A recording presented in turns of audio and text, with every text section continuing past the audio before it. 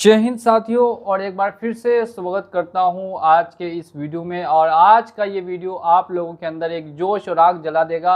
और अगर कोई भी एप्लीकेशन आपके साथ फ्रॉड करती है या आपके कॉन्टैक्ट्स पे कॉल करके आपकी इमेज को 1% भी ख़राब करने की कोशिश करती है, तो अब ऐसे में आपको उस कंपनी का 54 रुपया भी देने की ज़रूरत नहीं होगी।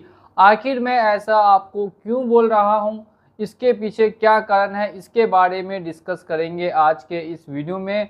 तो आप लोगों का फिर से स्वागत करता हूं और हमारे अपने चैनल लोन हेल्प इंडिया पे। और अगर आपने अभी तक इस चैनल को सब्सक्राइब नहीं किया है तो जल्द से जल्द जाकर सब्सक्राइब करके बेल आइकन को प्रेस कर लीजिए। देखिए, मैं यहाँ पे बात करूँगा जितनी भी एनबीएफसी ऐप्स है या फिर किसी भी तरीके से कोई भी बैंक इन्वॉल्व होती है आपके डिफेमेशन में, आपके खिलाफ आपको परेशान करती है, तो ऐसे में अब उनका कोई भी रुपया आपको देने की ज़रूरत नहीं होगी। तो बात यहाँ पे क्यों मैं ऐसी बोल रहा हूँ, क्योंकि काफ़ी लोग जो पहले से फंसे हुए हैं, काफ़ी ज़्यादा उन पे कर्जा हो गया, अलग अलग कंपनी से लोन है, लोन में ऑलरेडी फंस चुके हैं, वो अपनी समस्या बता रहे हैं। लेकिन समस्या का समाधान करने के लिए ना ही कोई भी कंपनी तैयार है, ना ही आरबीआई तैयार है, और ना ही कोई अदर कंपनी।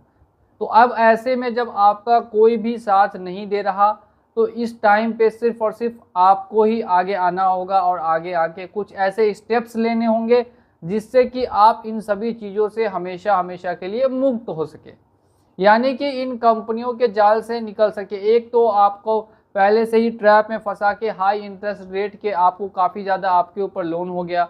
अब यहाँ पे देखने के लिए ये मिलता है, लोन पेमेंट ना करने पे अलग अलग तरीके से टॉर्चर किया जाता है।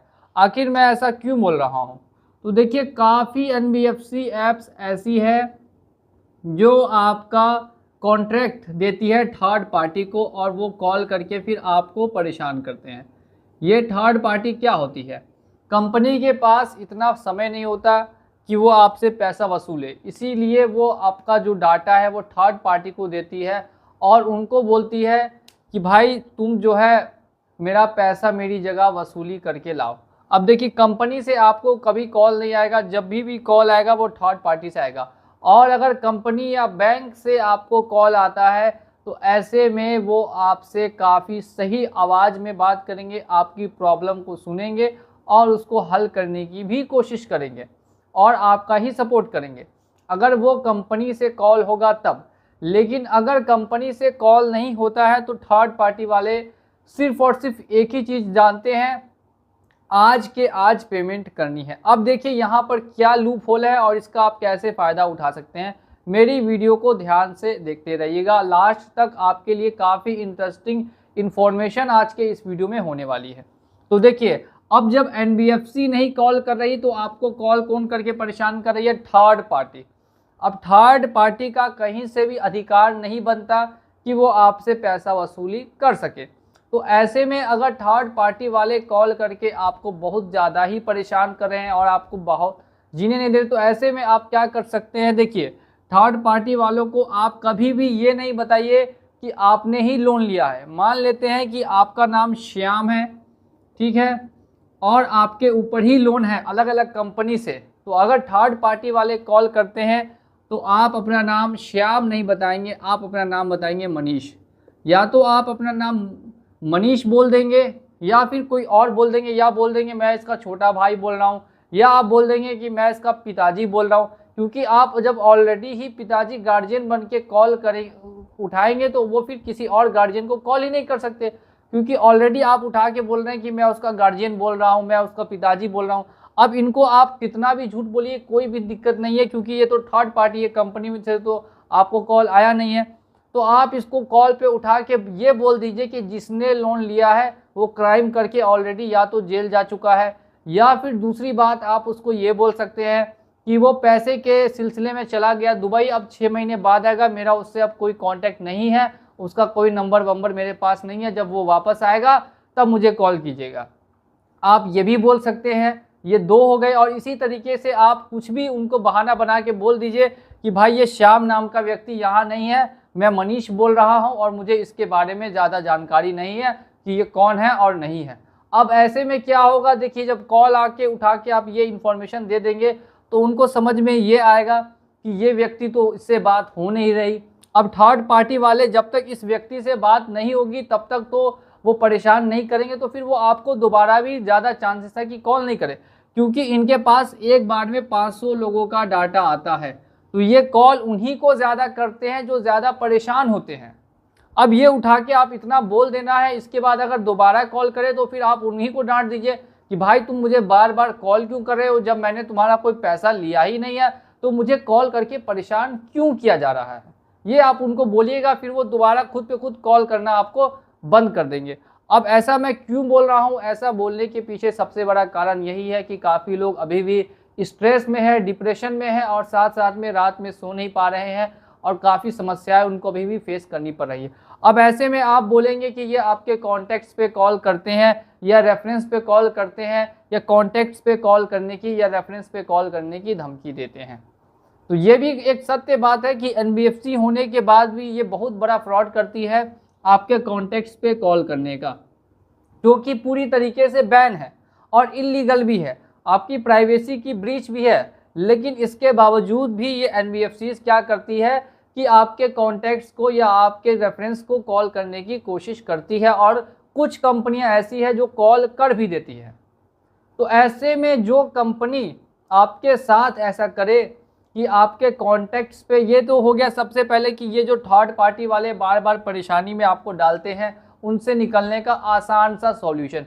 और अगर आप जब इनका कॉल उठाना ही छोड़ देंगे तो स्टार्टिंग में ये आपको 50 से 60 कॉल करेंगे, फिर धीरे धीरे जो कॉल है वो 10 से 20 होगी, फिर ये 10 से 20 जो है वो एक कॉल में रह जाएगी, यानी दिन की सिर्फ और सिर्फ आपको एक ही कॉल आएगी और एक कॉल से ज़्यादा नहीं आएगी।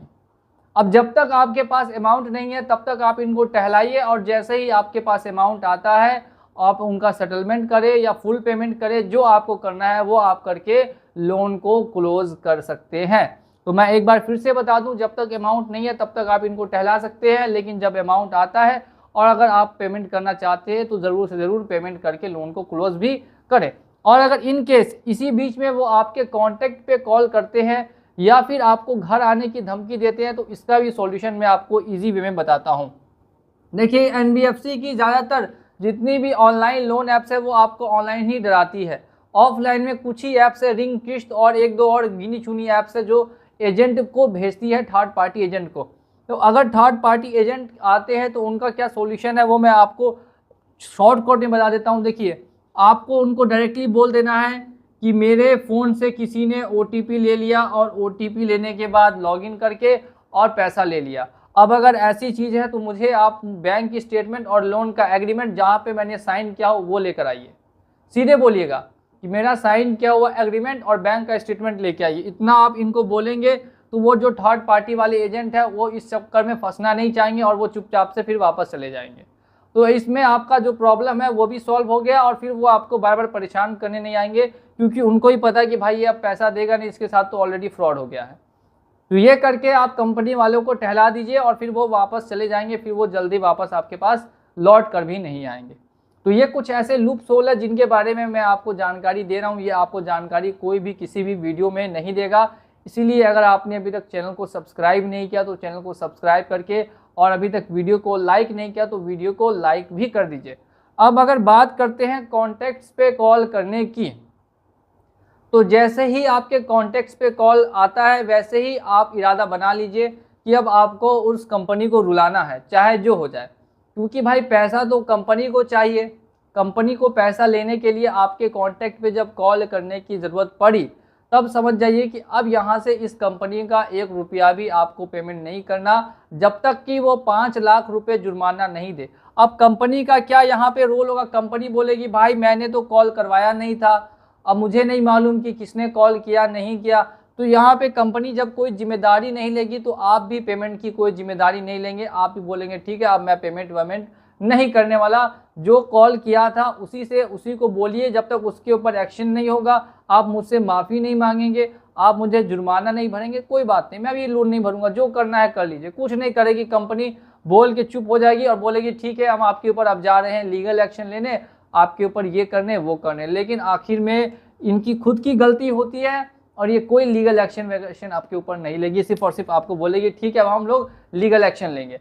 लीगल एक्शन दिन भर ये लोग आपको सिर्फ इसी नाम पे डराएंगे कि अब लीगल। इतना आसान लीगल एक्शन नहीं होता है, इसके लिए बहुत प्रोसेस है। अगर एक बार हो भी गया तो किस बेसिस पे होगा, बहुत सारे इसमें भी क्लॉज होते हैं, उसमें भी आप आसानी से छूट जाएंगे। तो प्रॉब्लम तो कहीं पर भी है ही नहीं। अब बात करते हैं परेशान होने की कॉन्टेक्ट्स पे कॉल करके। तो ऐसे में आप कॉन्टेक्ट्स को जानकारी दे दीजिए कि भाई एक कोई फ्रॉड ऐप है जो आपके साथ ऐसा कर रही है, उसको आपने ऑलरेडी 2 बार पैसा भर दिया, फिर भी वो आपके साथ ऐसा कर रही है कि तीसरी बार आपसे पैसा लूट ले। तो ऐसा चलता रहता है। तो अगर ऐसा कोई आपसे कांटेक्ट करे तो प्लीज़ उसका रिप्लाई ना करें, ये आप अपने कॉन्टेक्ट्स को बोल के और वहाँ से निकल जाएंगे। ये हो गई हम लोगों की बातें यहाँ पे क्लोज।